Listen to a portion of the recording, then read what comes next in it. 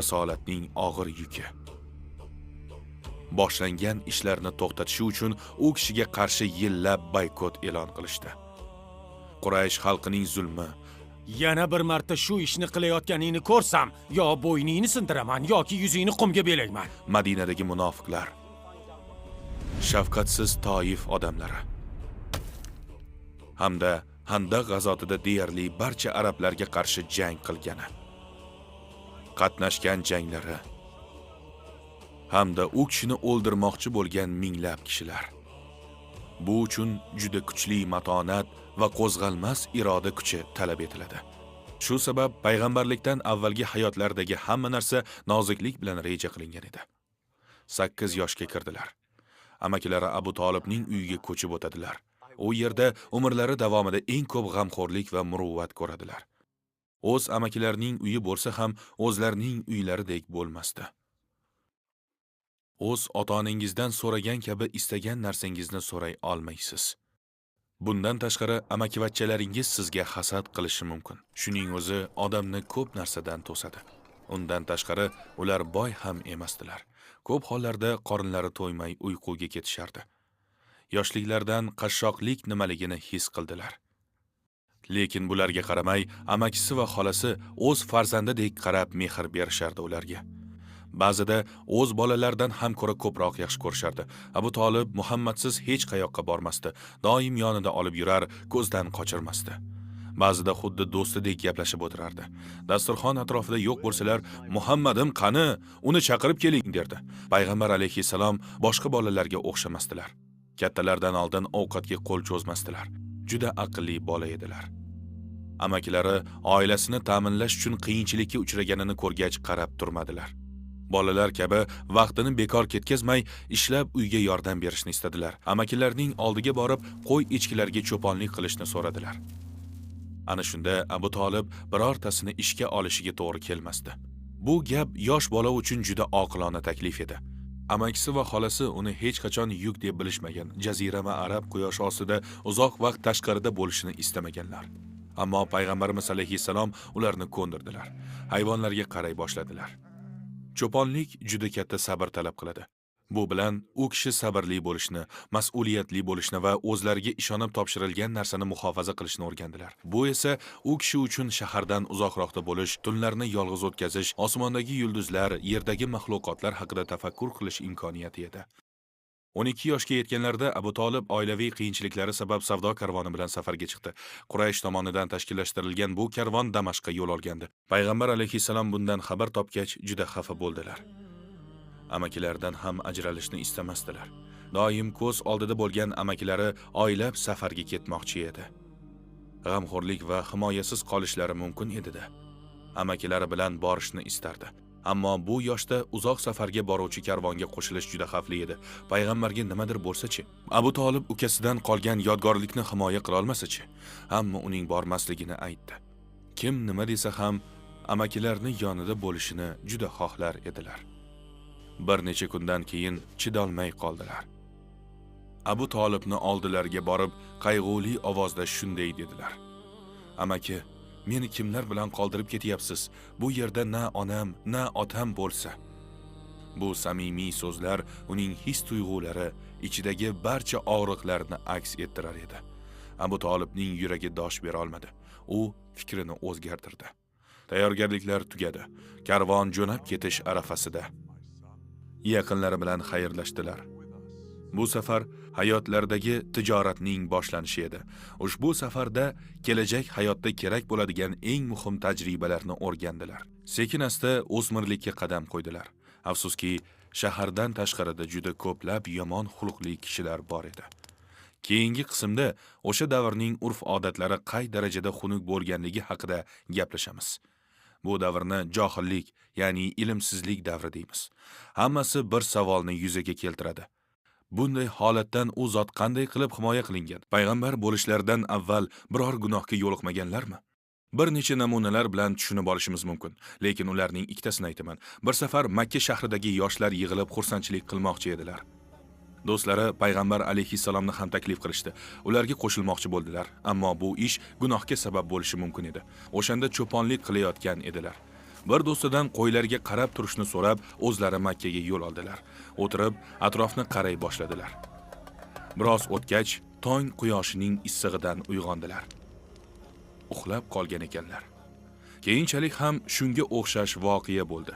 O'sha joyga borib kuzatib o'tirdilar, ammo yana uxlab qoldilar. O'sha yig'ilishga qo'shilganlarda payg'ambarlik vazifalariga putur yetkazishi mumkin bo'lgan biror ishga guvoh bo'lishlari mumkin edi, ammo Alloh uni himoya qildi. Shuningdek, zamondoshlardan farqli o'laroq hech bir ma'budga na sig'inmagan, na hurmat ko'rsatmagan edilar. 25 yoshga yaqinlashib qoldilar. Bu yoshgacha u zot savdodagi halolliklari bilan mashhur edilar. Makka odamlari u zotning yaxshi xulqlarini gapirib, Muhammad al-Amin, ya'ni ishonchli Muhammad laqabini berishgandi. Ko'pchilik molini u zotga ishonib topshirardi. Ey Muhammad, pullarim va tuyamga qarab tursangiz. Payg'ambarliklarni oshkor qilganlardan so'ng ham odamlar ishonib topshirgan mollarni qaytarib olishmadi. Hali ham ishonishardi. Ammo ularga bu ham kamlik qilardi. O'sha paytlari juda katta karvon safarga ketish arafasida edi. U Huvaylidning qizi Hadijaga tegishli edi.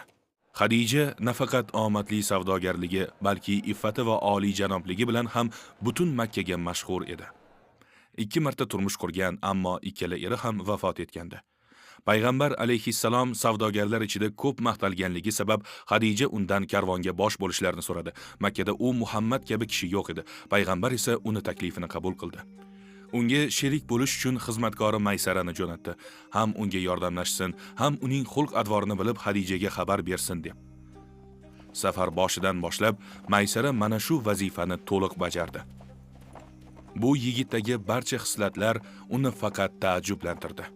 Safar davomida payg'ambar alayhissalom birovga ziyon yetmasligi uchun o'ta ehtiyotkor edilar. Xulqlari go'zal edi. U halol, samimiy bo'lib, o'zini munosib tutardi. Safar davomida o'sha jamiyatda kamdan kam uchraydigan narsa, tozalikka katta e'tibor berardilar. Safar tugagach, Maysara Hadijaning oldiga borib, ko'rganlarini batafsil bayon qildi. U kabi insonni umrimda ko'rmaganman. Qayoqqa borsak ham odamlar u kishiga shubhasiz ishonishardi. Maysara Hadijaga payg'ambar alayhissalomning go'zal sifatlarini aytar ekan, Hadijaning unga nisbatan qiziqishi ortdi. Bu paytgacha u qayta turmushga chiqish haqida o'ylab ham ko'rmagandi. Endi esa fikrini o'zgartirdi. Odatda turmush qurish taklifi erkaklardan keladi. Ammo uning payg'ambarga bo'lgan qiziqishi kuchliligidan o'zi unga sovchi yubora boshladi. Ammo oralarida yosh farqi bor edi. Payg'ambar 25 yoshda, Hadija esa 40 yoshda edi. Qabul qiladimi? U nima qilmoqchi bo'ldi? Hadijaning Nafisa bintu Muniya ismli dugonasi bor edi. Unga o'z tuyg'ularini aytdi. Nafisa esa vazifasini tushundi. Payg'ambarning oldiga borib, undan Hadija haqidagi fikrini bilish kerak edi. Hadija pok ayol sifatida tanilgan. Qurayshning eng hurmatli va badavlat ayollaridan edi. Qabilasidagi ko'pchilik unga turmush taklifini qilishgan, ammo ularga rad javobini bergan. Aytgancha, Abu Jahlning payg'ambar alayhissalomga bo'lgan nafratining sabablaridan biri uning Hadija tomonidan rad etilgani edi. Albatta, pok ayol bunday yovuz qalbli insonni qabul qila olmagan bo'lardi. Endi o'ziga munosib insonni topgan edi. Nafisa payg'ambar alayhissalom oldiga borib so'radi. Muhammad, sizni turmush qurishdan nima to'smoqda? U zot turmush qurishga yetarli mablag'im yo'q dedi. Bu muammo hal qilinsa va sizga chiroy, mol davlat, nasl nasab va munosib rafiqa taklif qilinsa-chi, qabul qilarmidingiz? Payg'ambar kim u dedi. Hadija, Huvaylidning qizi. Ammo qanday qilib dedilar. Bu yog'ini menga qo'ying. Shunda payg'ambar alayhissalom unday bo'lsa qabul qilaman dedilar. Nafisa borib bo'lgan voqeani Hadijaga aytdi. Uning qalbi quvonchga to'ldi. Payg'ambardek zotga rafiqa bo'lish qanday chiroyli baxt. So'ngra ikkovlari uchrashib shu masalada gaplashdi. Hadija shunday dedi. Amakim Amir ibn Asadning oldiga borib, menga uylanishga izn so'rang. Payg'ambar alayhissalomga otadek bo'lgan Abu Talib o'rtaga tushib turmush qurishlari uchun u zotni qo'llab-quvvatladi. Ana shu xursandchilik kunlarda 20 ta tuya mahr berilib, nikoh marosimi bo'ldi. Makkada juda chiroyli bir uy qurildi. ikki qalb bir-biriga bog'landi. Ikkovlarining muhabbatlari kundan kunga ziyoda bo'ldi. Makkada ularning uylari kabi baxtli va namunali oila yo'q edi. Vaqt o'tgach, Alloh bu uyni bolalar bilan ne'matlantirdi. Avval Qosim, so'ng Zaynab, so'ngra Ruqiya, Ummu Kulsum va Fatima.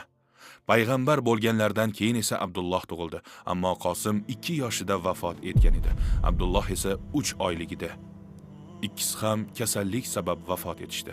Bu har qanday ota-ona uchun chidab bo'lmas judolikdir. Yana bu holat 2 marta bo'ldi. Har bir qiyinchilikni birga baham ko'rishdi. Eng go'zal baxt onlarini ham, eng xunuk qayg'uli onlarni ham. Mana shunday paytlarda bir-birlariga suyandilar. Mana shu bilan bir-birlaridan taskin topar edilar. U haqida shunday deganlar: Alloh menga undan yaxshiroq hech kimni bermadi. Hamma mendan yuz o'girganda u menga ishondi. Odamlar meni yolg'onchiga chiqarganda u meni rostgo'y dedi. Odamlar mendan molini man qilganda u meni qo'llab-quvvatladi. Alloh menga u orqali farzandlar berdi. Hatto Jabroil alayhisalom ham Xadijaning sadoqatidan hayratga tushgan ekan. U payg'ambarga Xadija oldingizga kelsa, unga Allohdan va mendan salom ayting degan ekan. Xadija onamiz ana shunday ayol edilar. O'z so'zimizga qaytsak, mana shu paytgacha payg'ambar alayhisalomning hayoti 3 xil mintaqada shakllandi. Yoshlik chog'larini Bani Sa'd yerlarda sut onasi bilan o'tkazib, cho'l hayotini boshdan kechirdilar. Keyinroq esa onalari bilan Madinaga borib, tog'alari bilan turdilar. Shunda birinchi bor shahar hayotini boshdan kechirdilar. Endi esa anchadan buyon Makkada yashar edilar. Bu yerda johillik o'zining avjiga chiqqan o'rni edi. Yillar mobaynida son sanoqsiz adolatsizliklar va zolimlarni ko'rdilar. 35 yoshlarda hayotlarida ham, ruhiy holatlarida ham juda katta o'zgarishlarni boshdan kechirdilar. Bu o'zgarishlar katta mas'uliyatning belgilari edi. Payg'ambarlikning kelishi bilan Makkadagi hamma butkul o'zgardi. Hech nima